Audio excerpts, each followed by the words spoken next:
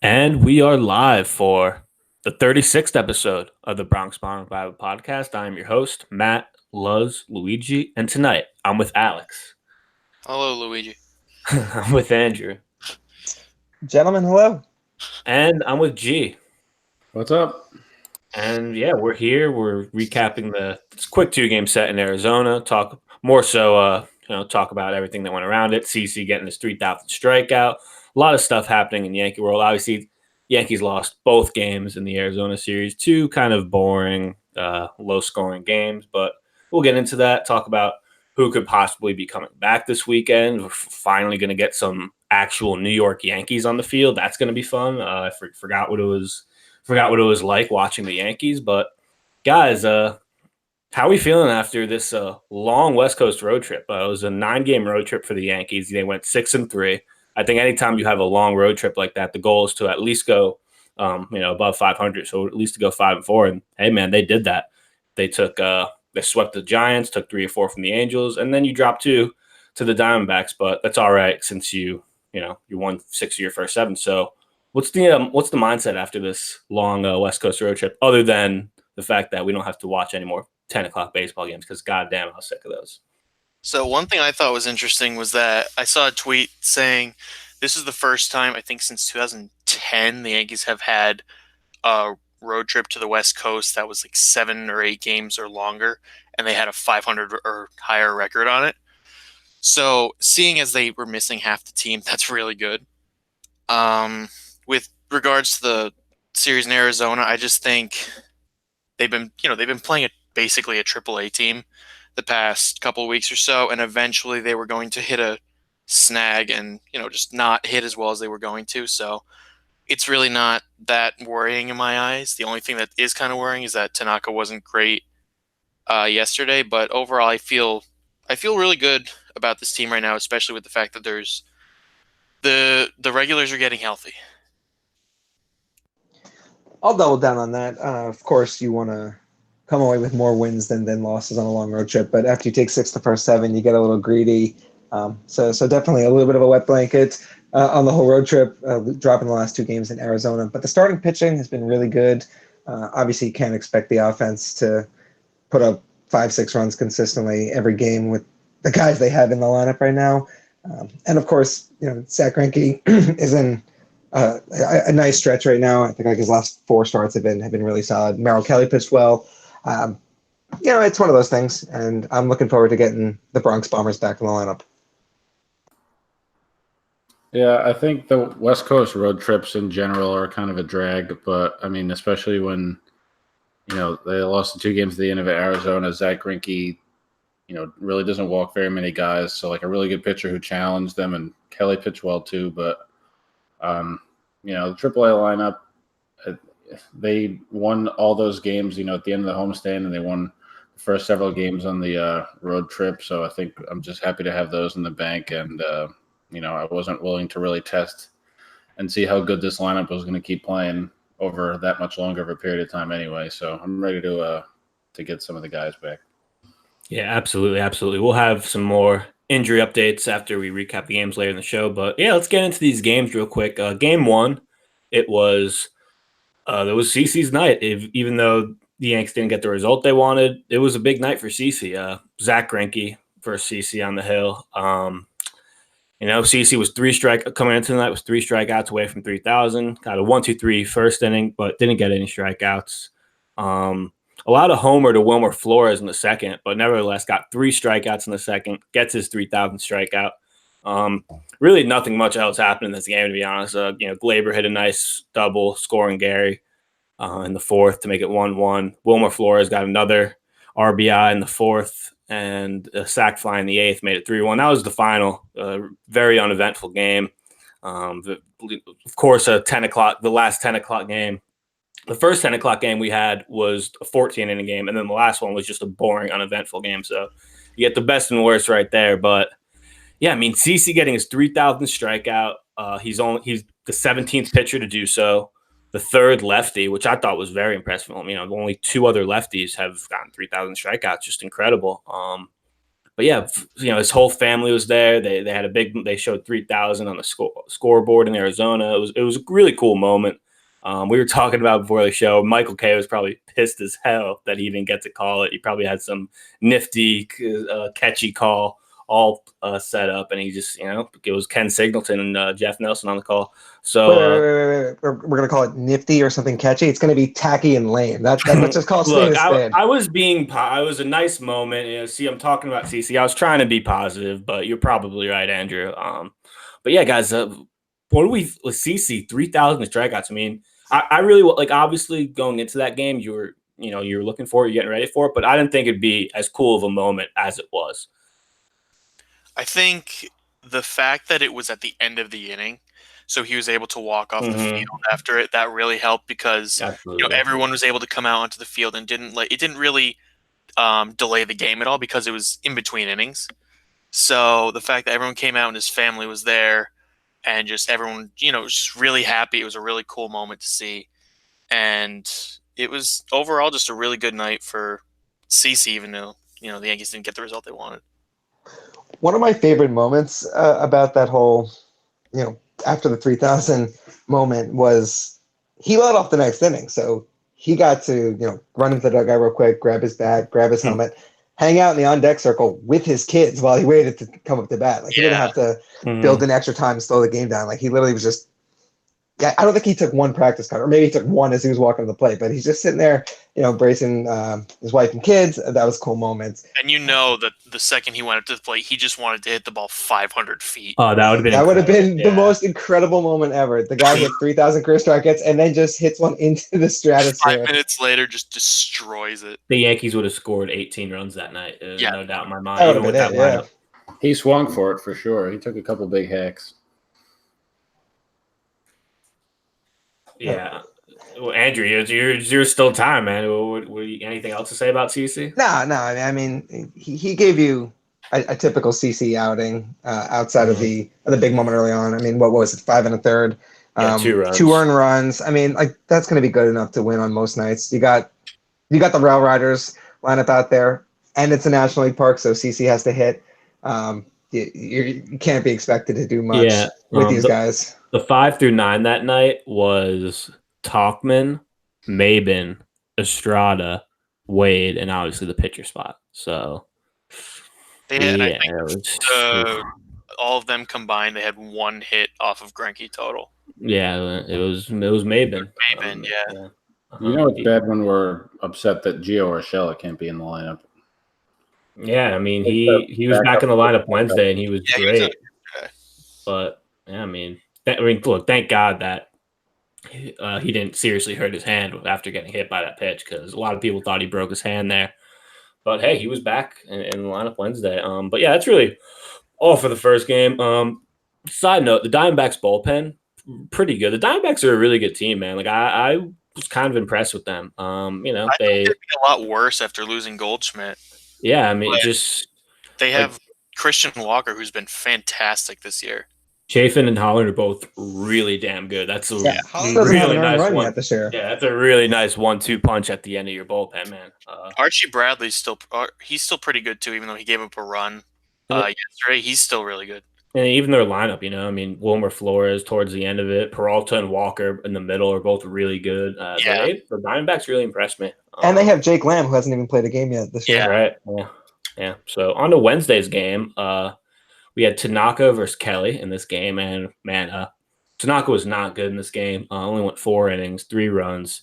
He was taken out a little early because he got up in the 5th inning. His spot came up to hit with 2 on and 2 outs, and they pinch hit Mike Ford for him. Ford walked. Yankees still, didn't get a run that inning, but yeah, Tanaka just not good at all. He gave up a home run that went approximately 800 feet to Marte. It went 453 feet, but nevertheless, it was just one of those classic balls. Like, Tanaka. I mean, nobody gives up long home run balls like Tanaka. It's it's almost like guys in basketball who are like really good players, but they always just get dunked on. Like, that's Tanaka, just always giving up the pimp shots. Yeah, the Yankees were down 3-0 in this game. They fought back a little bit. Voit hit a homer in the 6th, continuing his on base streak continues. Just incredible. He's been playing awesome.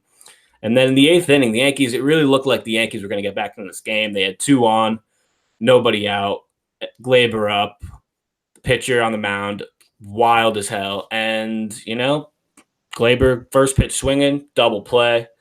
It really killed the rally. Talkman still got up and got an RBI single to make it 3-2, but just the next inning, it was like your bottom of the lineup coming up. I think it was like Wade, Maben, and then I think they pinch hit with Romine. So it was at that point it was over. Yankees get a little 2-game sweep. Not the worst thing in the world. They end the road trip 6-3.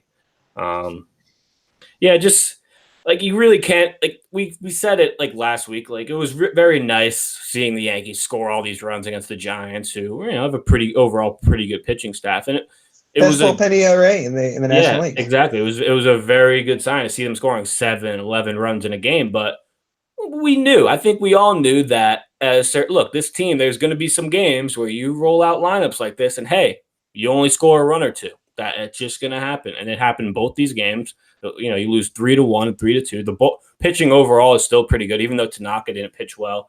The bullpen was phenomenal on Wednesday night for the Yankees.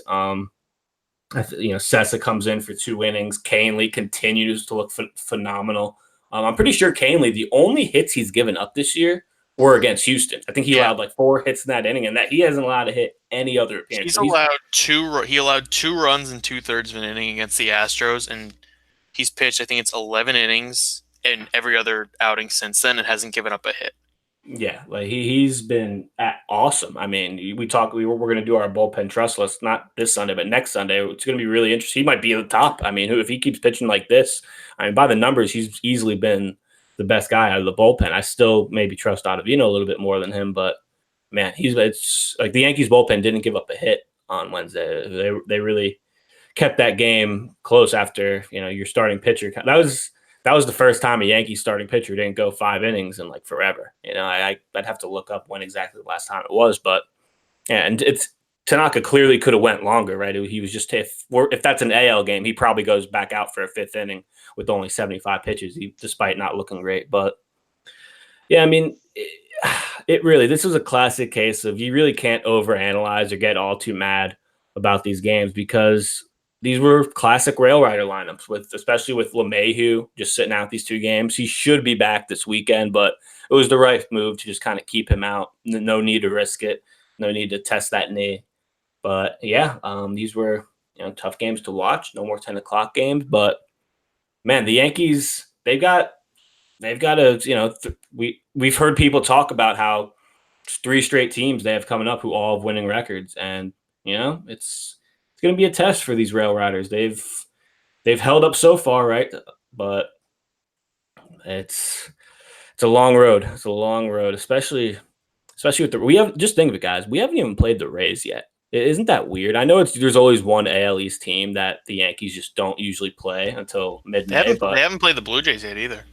Yeah, that's very odd. But I think we're going to play the Orioles like 2 more series in May. So we'll probably have like 12 or 13 games against the Orioles before June, which is just nuts. But another thing I want to talk about, it was the debut of former Yankee pitcher. He actually, a lot of people don't know this about Jeff Nelson, but he was part of all 4 of those Yankee World Series teams back in the late 90s and 2000. And he made his debut. Wait a minute. I got to stop you in your tracks there.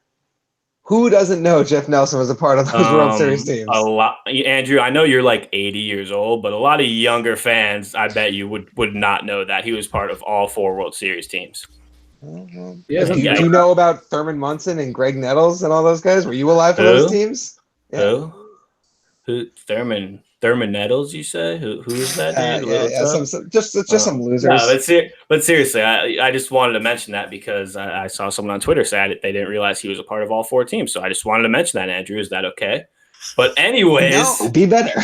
anyways, he made his regular season debut in the booth for the Yankees, and he was with Ken Singleton, obviously. Who I kind of want to see him with K. But what did you guys think of Nelson? Oh, I loved him. I thought he was really good. He was very laid back, where sometimes you feel like, especially guys like Flaherty and sometimes Cone and like Al Leiter, if he's in there, I don't think he's going to be anytime soon. Nah, he's not. He's on MLB Network now. Mm. But it just seems like they're very just stiff and they don't have much personality at all. Where Nelson just seemed really laid back and just, he was having a good time with Kenny in the booth. And I was saying before, one of my absolute favorite parts of the broadcast was when Kenny was saying that the Yankees are playing the Twins in the next series and that Pineda is scheduled to pitch on Sunday. And Nelson just goes, do you think he'll have pine tar on his neck for this time? Classic. I thought he was really good, and I mean, I don't know, Alex, if you don't like David Cohn, but I thought he kind of reminded me of I like Cohn. It just seems like sometimes he's kind of just very stiff. Yeah, maybe. I mean, I thought he like reminded me of David Cohn a little bit, just because like he was pretty loose, he was funny, but like he just had like legitimately good insight. So I mean, one of my favorite moments from, I think it was the first game. Jeff Nelson was talking stories about how he remembered playing with Adam Jones when they were both in Seattle, and just when he was a prospect still, and he had some cool stories about him then. Adam Jones was an infielder, right? If I remember that correctly, and then they moved him out to center field. It was just cool, like only players who've gotten the chance to play with some of the guys who are there now, and he was on the back end of his career, so had like that veteran perspective. Stuff like that you always appreciate. Absolutely. Who are you, like, if you guys had to pick your favorite member of the Yankees broadcast team, who would you pick? Ken Singleton, not hands down. Yep. Absolutely. Okay, we have two Ken Singleton guys. Andrew, where are you at? I'll be different. I honestly really love David Cohn, but just because he's so analytical and he's dude, he's too analytical for me. See, like I love the analytics, but like at times I'm like, all right, Coney, we get it. Like, no, I love it, especially because the Yankees went out of their way to hire a guy who supposedly is super analytical in Boone, and yet Cohn is running circles around him in the booth. Like, not that I want a guy in the announcer's booth doing the manager's job better than the manager. It's not a good look for the team. It doesn't help us win a World Series. But the fact that he has that much knowledge, and because he was such a goofy guy, he was on like those Mets teams in the 80s, where they're probably all doing cocaine, and he just just like a crazy party animal. And like, this guy's brilliant. I love it. Yeah, I gotta stick with my man Paul O'Neill. Devastating that he's not announcing as many Yankee games this year as he usually does. I forget the exact number it's at, but man, I know Paul, like, he rubs people a lot of people the wrong way just because he tries to like bullshit in the booth a lot. But I love that, man. I think he's hilarious. I think him, Kay, and Coney are just that's just the best team. I'll tell you what here, Michael. Staple of Paul O'Neill. Yeah, Paul O'Neill. I love Paulie. I really do. I'm always been the type of person that I really like. A lot of people will hate certain announcers. Like, I've really always liked most announcers. I really don't have a problem with too many announcers, unless you're just unless I'm watching the Yankees play, on an away feed, and it's just some homer ass announcer, like the White Sox announcer. That guy's the biggest homer of all time. Oh my god, that guy's awful. Anytime a member of the opposing team hits a home run, that guy, it's like a funeral. Like, he's just so upset. And that ball's a home run. Like, a Judge could hit an 800-foot shot out of the stadium, and he's just gonna probably be silent the whole time. It's just incredible. Yeah, Hawks on the depressed watching these White Sox lose 100 games every year. The guy's just like, I don't know how he's still doing it. But on the flip side, you know what pisses me off sometimes? When, like, I feel like Kay is just way too energetic at times for an opposing team's home run call. It'll be like a devastating home run call, and he's still like, doing like a nice old see ya. And I'm like, okay. I don't really mind that. I don't. No, it's good. It's just crushing sometimes when it's a devastating home run and you hear that. You're like, okay, shut up, man. Would you rather him be like a morgue though? Like, no, and that ball's hit deep to right, and the Yankees are losing. No, trust me. I would rather him be like, unbiased, because I can't stand homer announcers. Like, you shouldn't be. Obviously, I don't have a problem with you getting more excited when the home team hits a home run or does something good. Like, that's understandable. But when you're just like, it's one end of the spectrum and another, it's just like, like Hawk is just, I think he's just a prime example. I think he might be the worst one, like the biggest homer out there. The Red Sox announcers are really bad homers too. Oh man.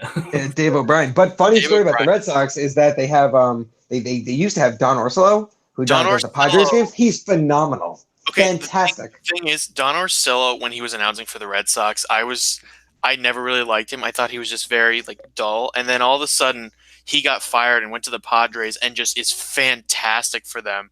And Yeah, and he Dave does O'Brien, some Fox games too, some Yeah. national broadcasts. He's really really good. fantastic. And then Dave O'Brien is just so boring and such a homer. that it And just then Jerry Remy too. Oh God, he's brutal. my cousins are diehard Red Sox fans. They absolutely hate Dave O'Brien. It's hysterical.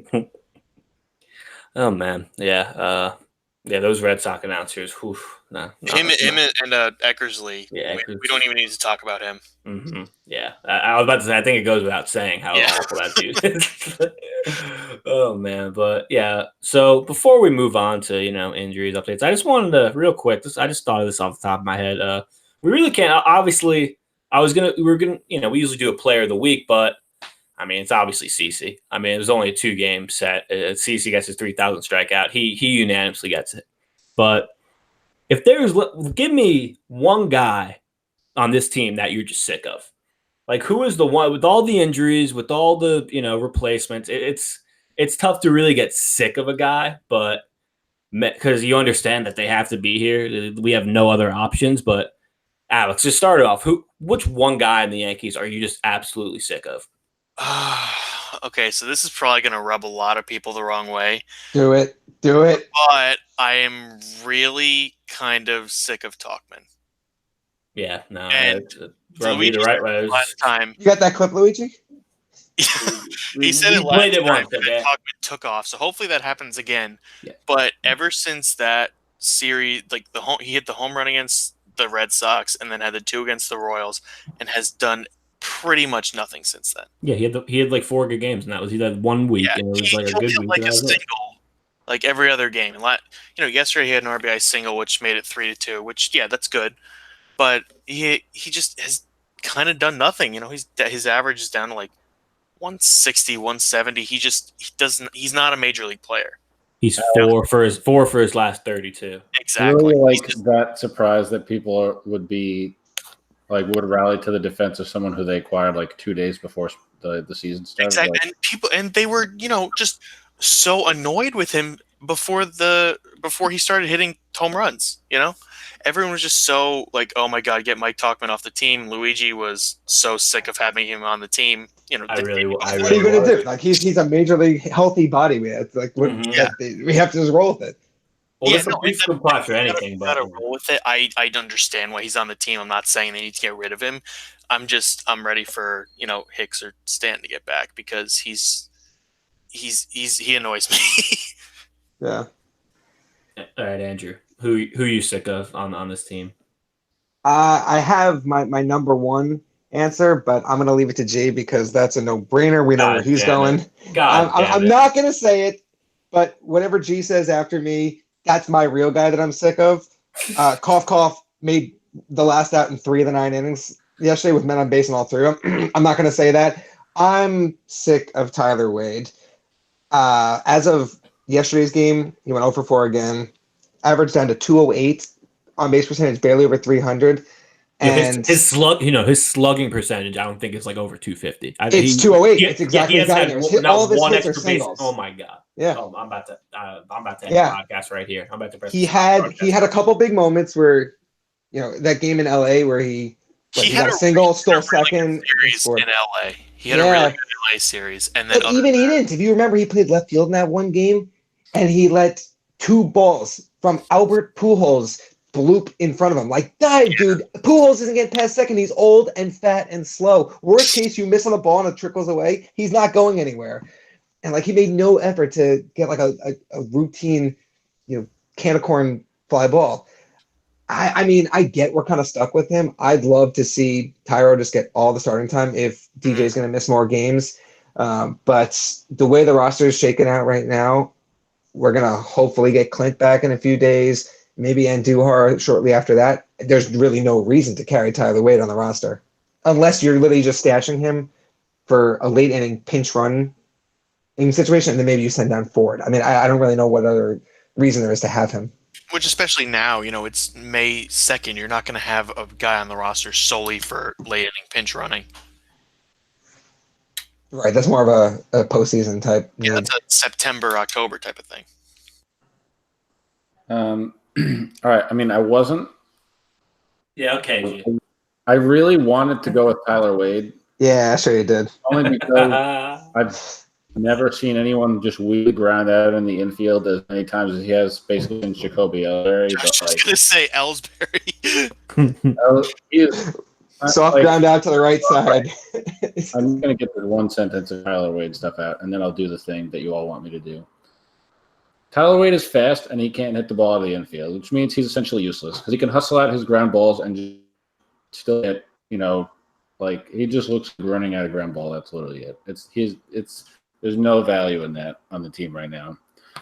And but I'll do the thing. I wasn't going to say Brett Gardner because I don't want to flog you all with all my Brett Gardner grumbling.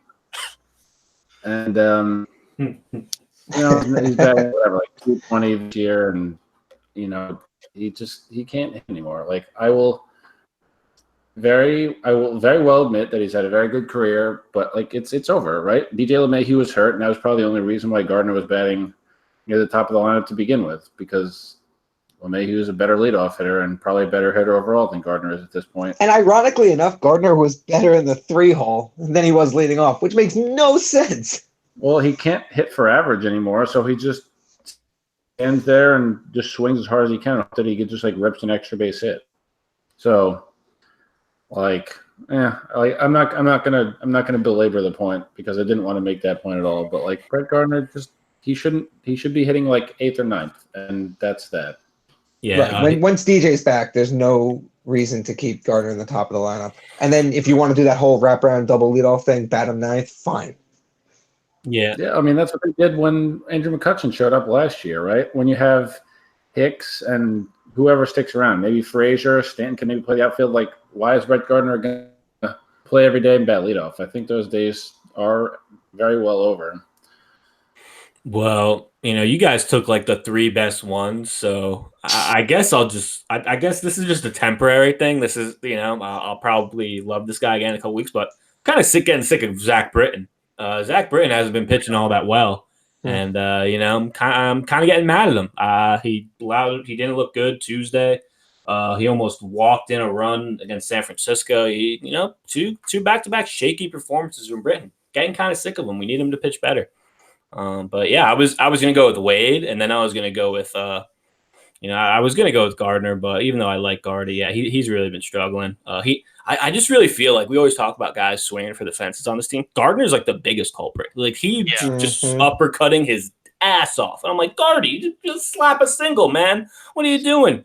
You're not going to hit the ball 500 feet, man. Like, I feel like that's what he was doing a lot of last year too. Yeah. Well, it's because remember he had that home run competition with Matt Holliday in 2017. Yeah, the Ball brothers, and they were kind of going back and forth. And he got in his head that he's a home run hitter because he had 21 home runs that year as a 34th.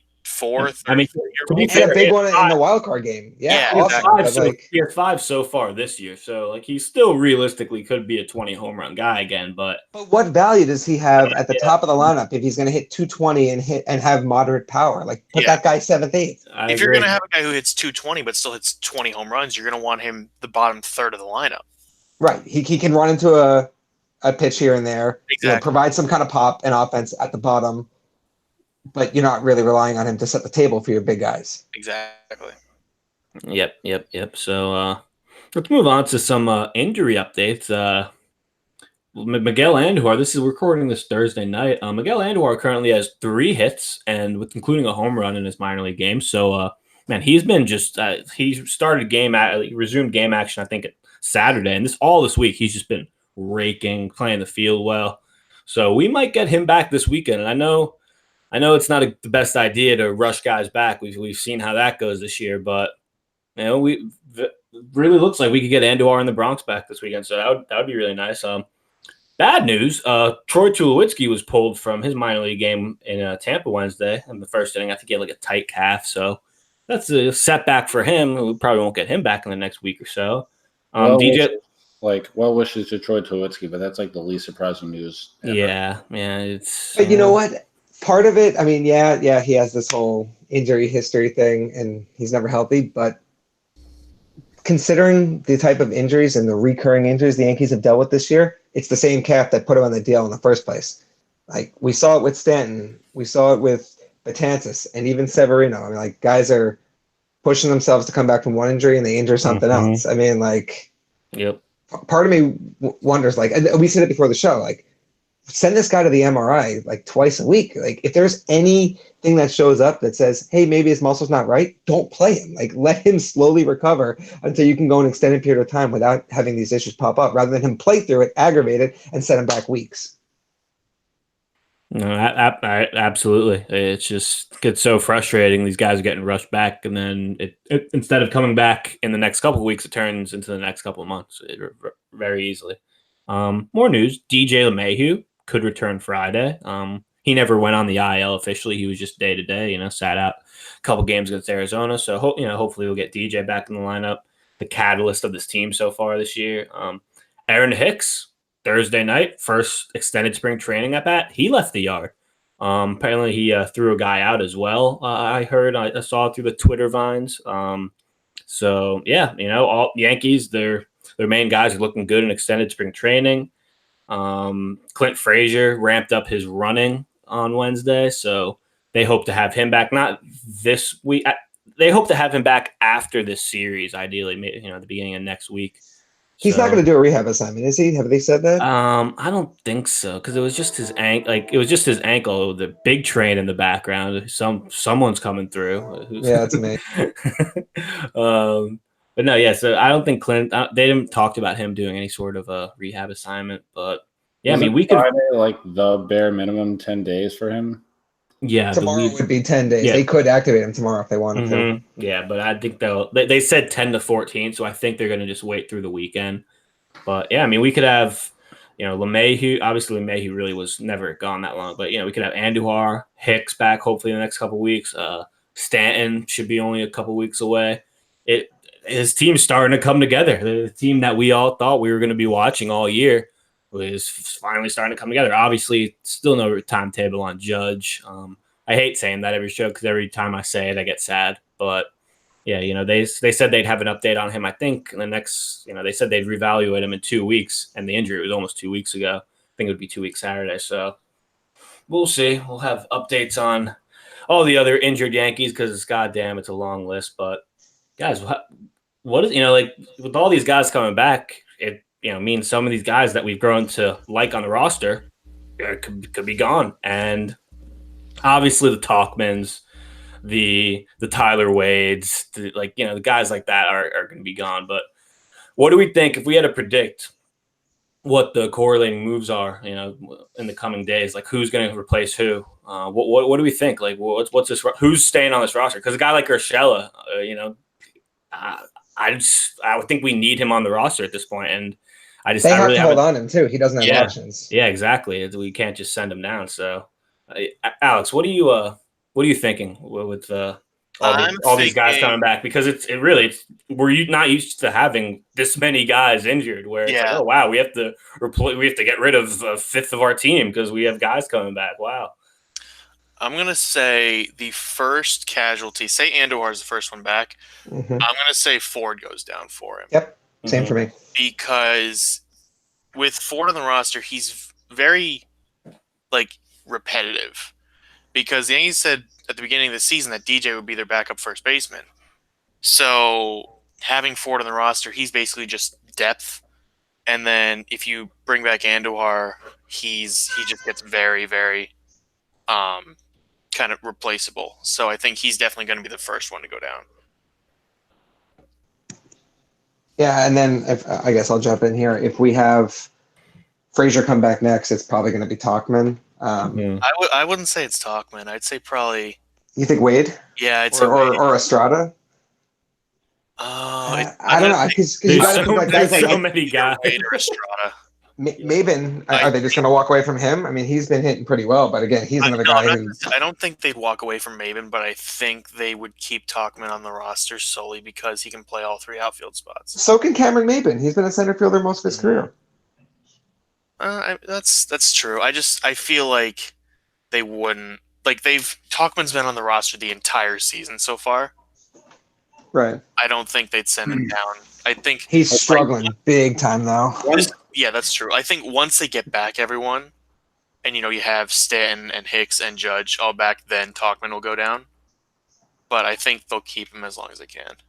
I think once, at the very least, like Frazier comes back, then you could think about it. But I mean, once Hicks and Frazier are back, then what's the point of having Talkman? Because then what if all goes well and they're both back, like Hicks and Frazier are back, and then you could kind of have most of the outfield that you envisioned anyway, with like Guardian, Frazier, splitting time, or Frazier playing some right field, Talkman, like we said, really hasn't been hitting at all. So yeah, if they had that would make sense. If they had an outfield, say once Hicks and Frazier get back, you have Gardner in left, Hicks in center, Frazier in right, Maben as the 4th outfielder, and then say Wade or Estrada as an emergency if you need him.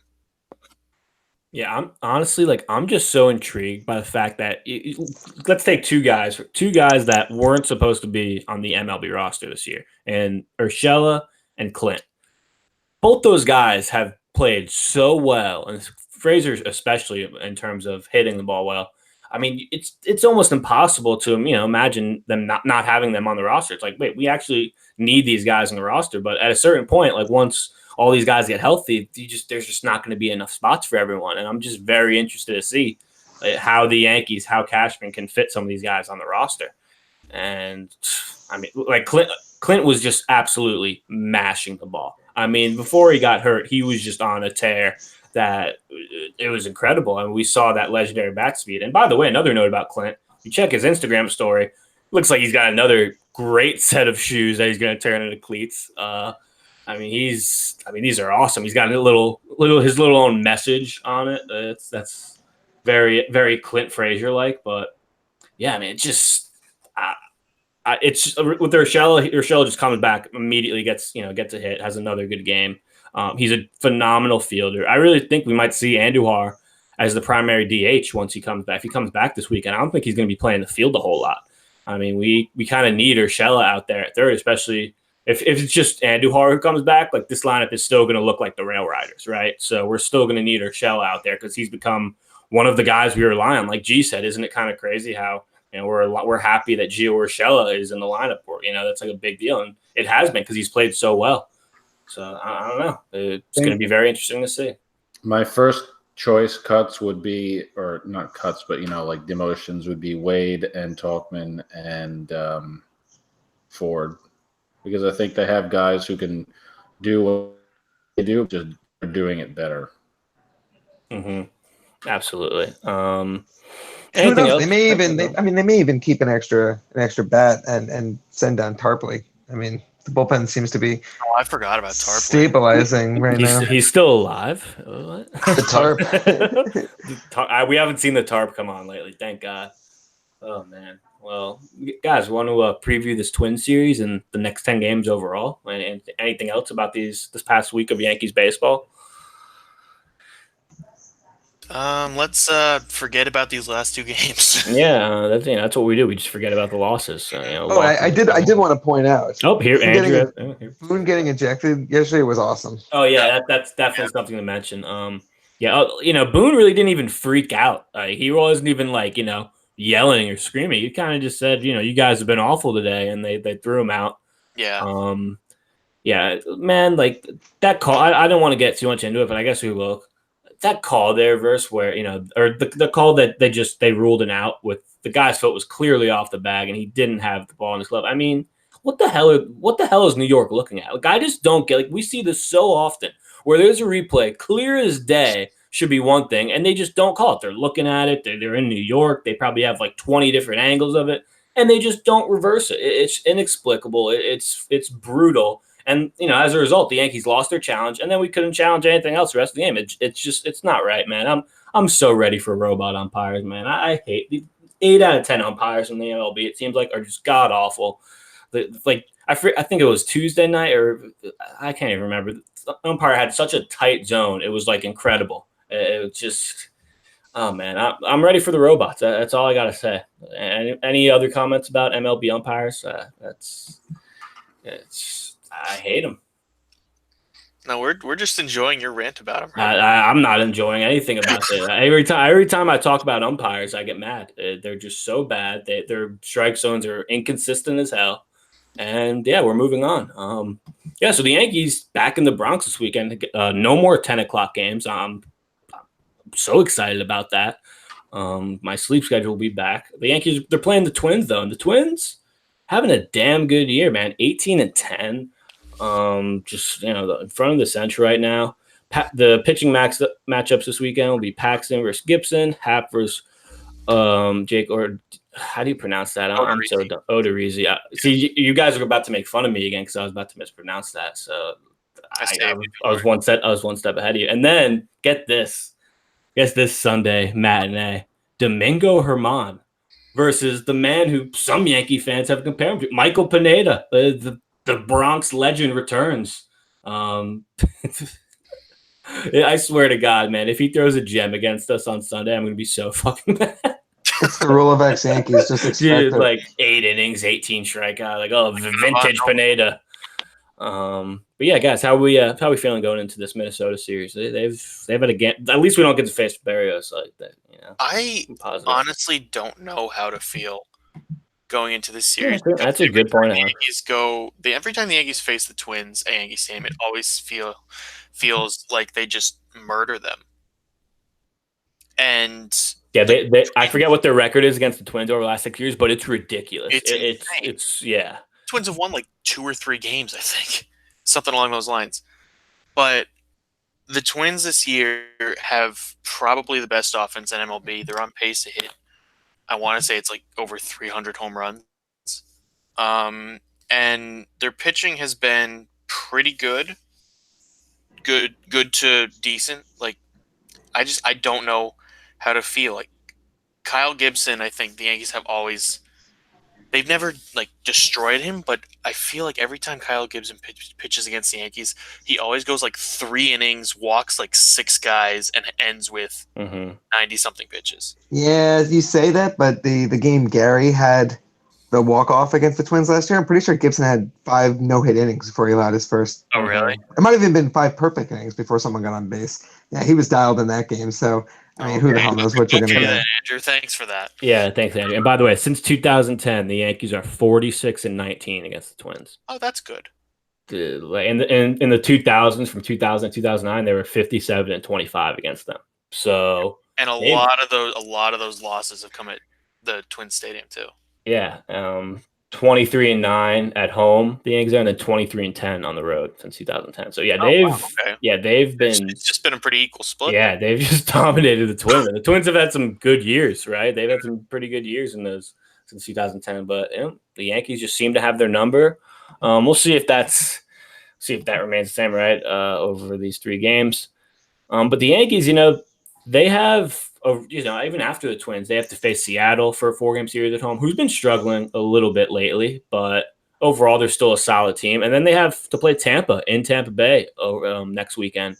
So 10 games against 3 teams with winning records. It's going to be, especially if we don't get, obviously we expect to get Andy Har back this weekend, expect to get DJ back, but you never know with the Yankees. So, this Rail Riders-like team may have a tough 10-game stretch ahead of them. Look, I said that the goal for this Yankees team should be to be 500 at the end of April. And hey, they exceeded that, right? They were 5 games above 500 at the end of April. It's phenomenal. Over this 10-game stretch, if they their goal should be to go 500, right? If you go 5-5 out of these 10 games, that's a win, because you're gonna have some tough matchups in there. You're gonna have to face Snell. You're gonna have to face, I know. Felix isn't the pitcher he once was, but I mean he still has it in him for a night to shut out a team, especially a lineup like the Yankees. So They usually struggle against Marco Gonzalez. Yeah, it's not gonna be an easy stretch. And then look in the Tampa series, they have to face Snell and then Morton, and Morton's been really good this year. Tampa in total has been great. Glasnow was the pitcher of the month. Yeah, he did.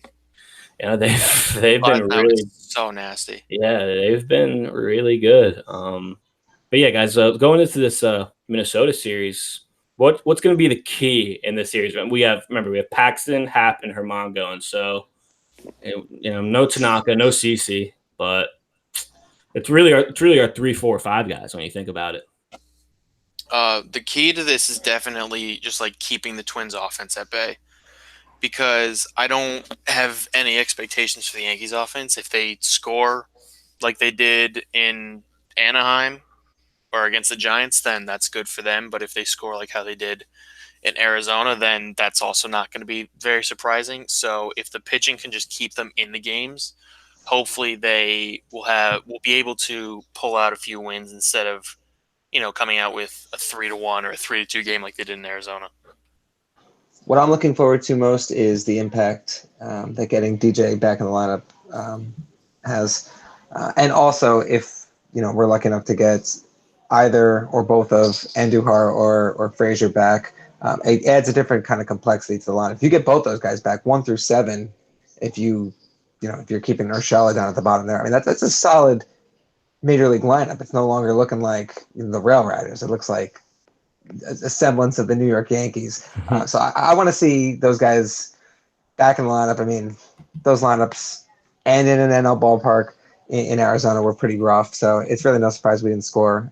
Getting legitimate bats back in the lineup and having some more depth 1 through 9 should hopefully propel us to light the scoreboard again. Yeah, and also another thing, was very sick of National League Baseball. I don't get, like, I couldn't imagine having to watch a pitcher hit every game. I really couldn't imagine that. It's also a pretty bad hand, especially in that series. In addition to having, like, what's his name, Urshela and DJ. Didn't play, and Urshela came back for the second game, but they had to have the pitcher hit too, so it was just like triply as bad. Yeah, NL baseball, not a fan. The Twins, offensively, a lot of their guys have been just off to a hot start. Jorge Polanco, already 36 hits in the young season. He's hitting 336, 405 on base percentage. Eddie Rosario is 11 homers already. He's towards the league lead. Yeah, the Twins. The Twins and the Diamondbacks are two teams that both going into the year, I just thought they're kind of average teams, probably winning 80, 85 games. Both of them look really good. I said the Twins were 18-10. They're actually 19-10. They just won 3 of 4 against Houston. So they're having a really good start to the year. You guys want to know something even more scary about the Twins? What's that? Miguel Sano has not had an at-bat this year. Yep, I was about to say, Miguel Sano has not played a single game this year. I'm telling you, the one bright side about facing the Twins 3-game series, no Jose Barrios, because he's been nasty once again. He's having a great start to the year. He's nasty, but I feel like the Yankees always hit him. Yeah, they have hit him well, but I don't want to let that guy figure it out, because he will. How many strikeouts did he rack up tonight against Houston? I could check really quick. This is I got the box score up right here. Only 5, 7 innings, 5. What a scrub! Honestly, what a scrub. 2 runs. I mean, he struck out 5 against the Astros. Oh man. Well, guys, anything else? We have anything else about this New York Yankees / Rail Riders team? So I have one last thought about this 10-game difficult trip that they have ahead of them. The way they've been playing so far, I feel like they're either going to go 2-8 or 8-2. It's either going to go really well or really badly. So I don't know whether that's a good thing or not. But yeah, I'm about to say I don't know how I feel about that. I think if DJ's playing, and I mean maybe we'll get lucky with Frazier. I think it seems like Andujar is pretty close to playing. But I think if these guys just play like they've been playing, right? Like if Paxton and Happ and Herman pitch like they've been pitching. If DJ's in the lineup, he's going to be getting on base. Like Voigt's been, driving in runs. Like I think if they get these guys that have been playing like that, if they have them in the lineup, they'll have a really good shot at winning, even if the rest of the lineup looks like a AAA lineup. Yeah, obviously Voigt doing what he's been doing really helped. Gary, just hopefully he could stay hot because really that's really what this lineup's about right now, right? Even Voigt hitting that home run kind of kept us in the game. We're gonna need those contributions because playing small ball, like it's all fun and games playing small ball until a guy like Zach Greinke's on the mound, and he's like that was the real difference in that game was like Zach Greinke didn't break a sweat against our lineup, right? Or against like the bottom of our lineup, right? Like he was just easing through guys like Talkman and Wade and Estrada. It was just cake for him. And that's what it's going to be like for most top pitchers. And, not necessarily this weekend because the Twins don't have Barrios going, but next weekend when this team faces Snell, they face Morton, Felix Hernandez, it's going to be a little bit more difficult for this lineup to score runs. We got, we hit Mad Bum well, but man, Blake Snell scared. I'm already scared about that game. Having to face Snell and then Morton back-to-back games. Do you see Snell last night though? I mean, if it's any precursor, he got lit up by the Royals last night. Yeah, but the Royals, they're in MLB. They're healthy, Andrew, or the Yankees aren't healthy. It's as simple as that, right? Like, I'll take our lineup over theirs, especially with you had Andujar or Frazier or both back by the time we face them. The moment we get one guy back, we have a much better lineup than them. Well, we faced Tampa at the end of the homestand, so you're in luck. Well, we are in luck. We are. But guys, any other final thoughts? Anything from G? Anything from Andrew? G, you want to say anything else about Brett Gardner? I won't say anything about Brett Gardner that I haven't already said. I'll just give a quick cheers to CC because he's awesome. Well deserved. And because I feel like, he was a free agent signing, but he's basically about the best case scenario you could have because at this point, no one even considers him that. Like they just he's a Yankee. He feels like one of those guys who's been a career Yankee and he played the first half of his career in other places. He's just been great. And I could see him, getting the number retired or, probably not a plaque, but, I could see him just being a member of the family basically for the rest of however long he wants to be. I think he's definitely getting a plaque. I think the number retired it's usually the other way around, right? More people have plaques than have had their number retired. Right. Yeah. So, well, I think that's all we got. I hate when the Yankees have 2 off days in the same week. They were off Monday, off again Thursday, which when we're recording. But we got Yankees baseball all weekend. It's going to be a little tough stretch. Hopefully, this scrappy bunch can battle through it. But for Luigi, for Alex, for Andrew, for G, this was the Bronx Bomber Ballad Podcast. We'll see you guys Sunday.